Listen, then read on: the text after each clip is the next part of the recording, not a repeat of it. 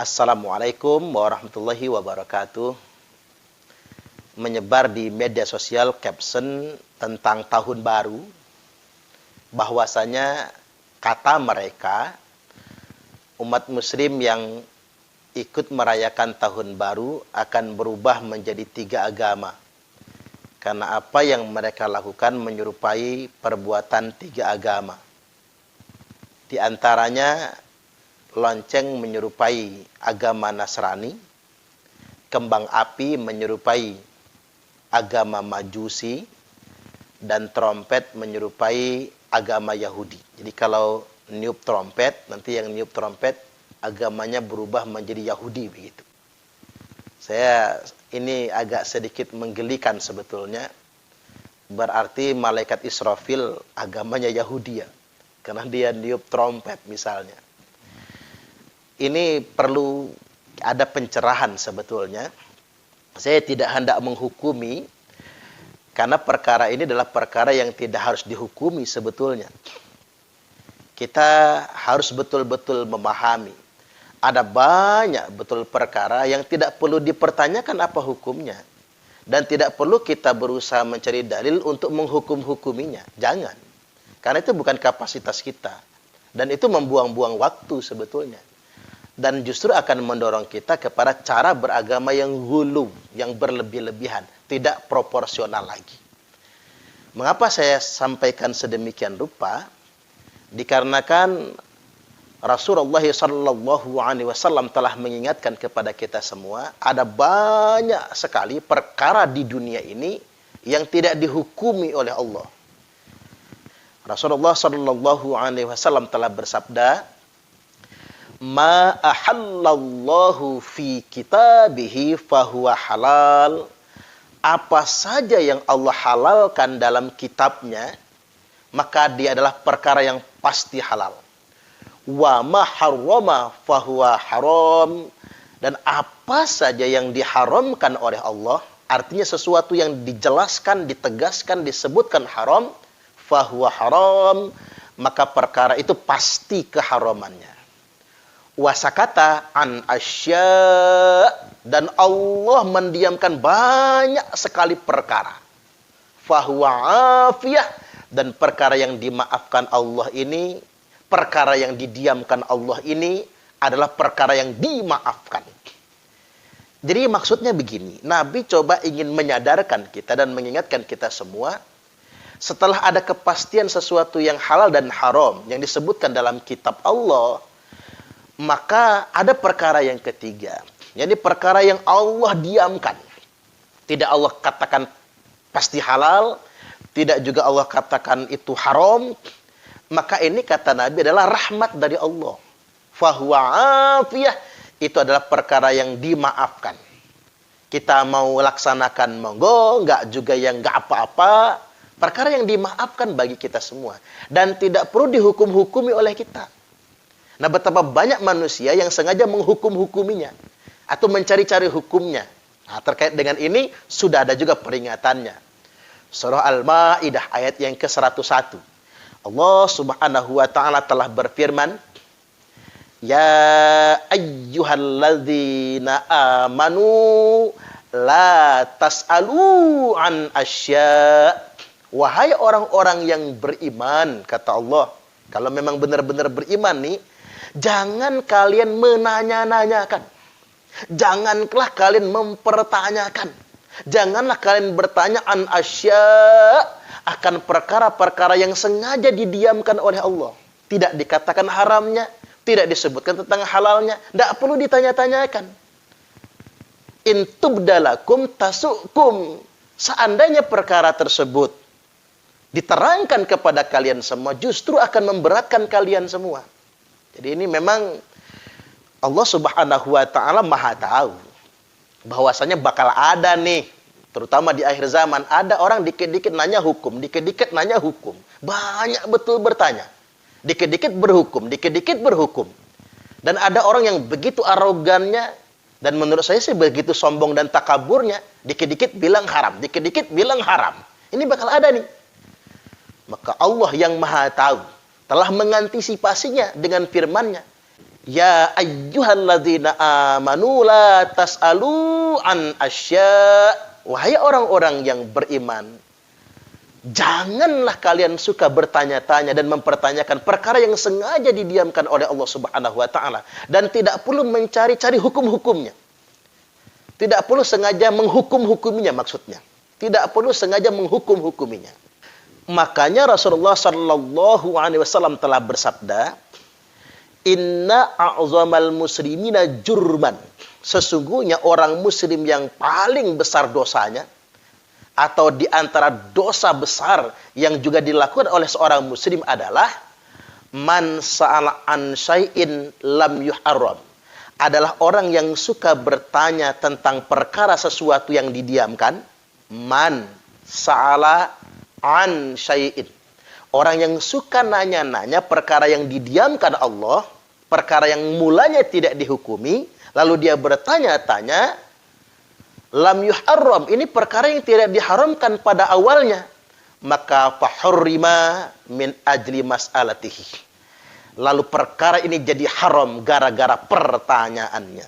Jadi Nabi coba menegaskan, orang muslim yang paling buruk kata Nabi, atau dosa umat muslim yang paling besar, salah satunya adalah orang suka menanya-nanyakan perkara yang mulanya didiamkan Allah, perkara yang memang tidak diharamkan pada mulanya, gara-gara dia bertanya, fahurrima min ajli mas'alatihi. Maka perkara itu menjadi haram gara-gara pertanyaannya. Hadis ini tercantum dalam kitab Sahih Al-Bukhari, nomor hadis 7289, dan tercantum dalam kitab Sahih Muslim, nomor hadis 2358. Artinya Allah Subhanahu wa taala dan Rasulnya sudah mengantisipasi. Tidak perlu menanya-nanyakan perkara yang sedemikian rupa. Tidak perlu mendalil-dalilkan. Tidak perlu menghukum-hukumi.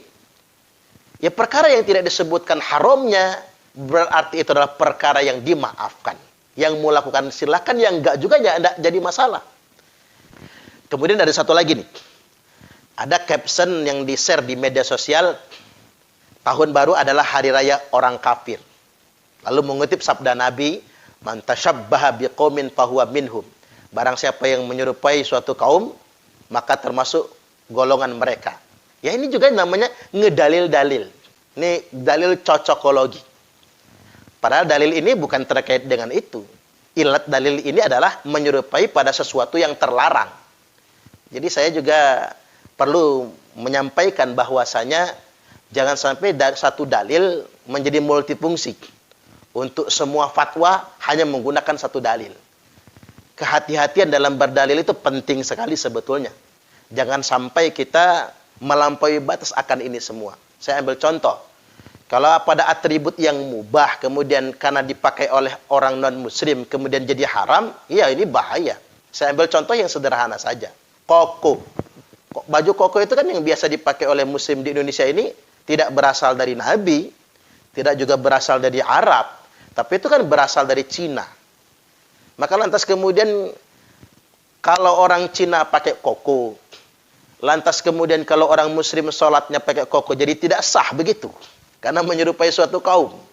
Misalnya, coba kita lihat, baju koko itu kan bajunya Shaolin, bajunya Jackie Chan, bajunya Jet Li, bajunya Ip Man. Saya terbiasa pakai baju koko, nggak jadi Jackie Chan saya. Nggak jadi Ip Man saya, nggak jadi Jet Li juga. Coba kita lihat, semua baju koko yang dipakai umat muslim di Indonesia ini, itu kan baju yang berasal dari negeri Cina. Bajunya Shaolin, bajunya biksu, dan lain sebagainya. Bajunya Jet Li. Itu kan perkara yang mubah, kemudian tidak harus kita hukum-hukumi sebetulnya. Nah, ini perlu ada catatan bagi kita semua. Hati-hati, semua pemuka agama harus hati-hati menghukumi sesuatu. Jadi jangan sampai kita menghukumi sesuatu yang memang tidak harus dihukumi. Karena begini, at-tahlilu wa tahrimu haqqullahi wahdah. Menetapkan kehalalan dan menetapkan keharaman haqqullahi wahdah. Itu hak Allah semata-mata. Saya ingin tegaskan, ustadz, ulama, kiai tidak punya hak menghukumi sesuatu menjadi haram. Tak ulangi sekali lagi, semua pemuka agama tidak punya hak untuk menghukumi sesuatu menjadi haram. Enggak punya hak. Karena mengapa? At-tahlilu wa tahrimu haqqullahi wahdah. Menghalalkan dan mengharamkan semata-mata hanya hak Allah semata-mata. Bukan hak kita. Hati-hati nih. Makanya kalau orang latah dengan lisannya enak aja berfatwa, main peletar-peletor di tengah-tengah jamaah, hanya orang awam mengatakan ini haram dan lain sebagainya. Ingat peringatannya. Qarini syirku billah. Maka sama saja derajatnya dia telah menyekutukan Allah Subhanahu wa taala. Ini peringatan penting. Berikutnya. Adapun misalnya para ustadz mubaligh misalnya ingin mengingatkan umat agar di momentum tahun baru ini enggak berlebih-lebihan, saya cocok. Itu bagus. Kita mengingatkan umat agar jangan melakukan perbuatan mubazir yang menghabiskan banyak uang, lantas kemudian untuk hal-hal yang sifatnya mubazir. Lebih baik dana-dana yang digunakan itu digunakan untuk bersedekah, membantu orang yang tidak mampu. Karena sesuap nasi yang dimasukkan ke dalam perut orang yang lapar itu lebih baik daripada membangun 1000 masjid jami'. Kata Syekh Abdul Qadir Al-Jailani. Bahkan saya tersinggung, tersentuh, bahkan tergugah oleh sebuah caption di media sosial. Orang kaya bolak-balik umroh dengan alasan rindu rumah Allah. Padahal Allah lebih rindu dengan orang kaya yang berbagi dengan fakir miskin. Keren. Ini menggugah saya. Saya betul-betul tersentuh dan tertampar dengan kata-kata itu. Kita punya kewajiban mengingatkan umat agar tidak melakukan perbuatan mubadzir, hura-hura, menghabiskan banyak uang. Kemudian juga kita harus mengingatkan, jangan sampai momentum tahun baru menjadi momentum maksiat, momentum pergaulan bebas. Kita amankan anak-anak kita, anak bujang gadis agar tidak keluar rumah sebagai antisipasi. Kalau mereka terpancing untuk melakukan perbuatan-perbuatan yang melanggar norma, melanggar etika dan lain sebagainya. Dan ini kewajiban bagi kita untuk mencegahnya dan menjaganya. Dan yang ketiga, kita harus mengingatkan bahwasanya momentum pergantian tahun itu bukan berarti umur kita bertambah, tapi jatah hidup kita semakin berkurang. Artinya kita mengajak agar kita semua semakin mawas diri, agar kita semua semakin dekat kepada Allah Subhanahu wa taala. Dan ada baiknya juga Anda mendengarkan nasihat yang berikut ini. Kembang api itu kan semburat cahayanya ke langit, tampak memukau tapi sebentar.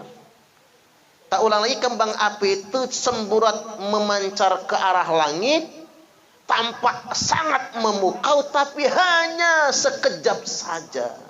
Inilah dunia. Dunia itu kayaknya moncer. Dunia itu kayaknya istimewa. Dunia kayaknya memukau, tapi ingat, dia cuman sebentar. Wa ma hadhil hayatud dunya illa lahwun wa la'ibun. Tidak ada kehidupan dunia ini kecuali hanya senda gurau, permainan yang sementara, tampak menakjubkan tapi menipu kita semua. Karena memang dunia bukan tempat tinggal kita. Dunia ini adalah tempat persinggahan. Akhiratlah yang kekal abadi selama-lamanya. Kembali lagi, momentum pergantian tahun ini, umur kita semakin berkurang. Kematian itu adalah sebuah kepastian. Apalagi kita ini umat akhir zaman. Kalau umat terdahulu kala bisa 400-an tahun. Yang 800 tahun baru mati, 1000 tahun baru mati, 300 tahun baru mati. Cuman ke ujung umat Nabiullah Muhammad sallallahu alaihi wasallam, kita ini umat akhir zaman. Nabi kita umurnya cuman 63. Maka enggak jauh-jauh dari Nabi. Umur umatku itu kata Nabi baina sittin wa sab'in. Antara saja, antara 60 ke 70 mati. Makanya bapak-bapak yang sudah 60 tahun ke atas siap-siap. Enggak lama lagi mati. Percayalah sama saya. Enggak mesti kena Covid, gitu. Enggak mesti kena stroke, yang namanya ajal. Enggak bisa mundur. Apalagi Abah, giginya udah tinggal berapa di depannya. Subhanallah. Sudah ada yang duluan ya Abah ya. Subhanallah. Walaupun yang di bawah itu duluan ada juga sih. 40 mati ada, 50 mati ada. Yang kelewat juga banyak. Tapi nggak banyak banget, Pak. 80 gitu, 90, 100. Tapi yang nggak enak juga lah. Kalau mata rabun, kuping budek, gigi ompong, bocor kelep tadi itu ya.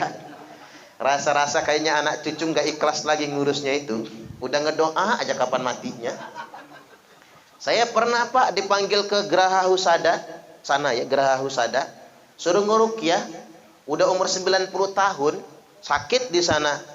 Udah tak ruqyah beres gitu, besok pagi anaknya nelpon, "Ustaz, ngapa Bu?" kata saya. "Kok bapak saya nggak mati?"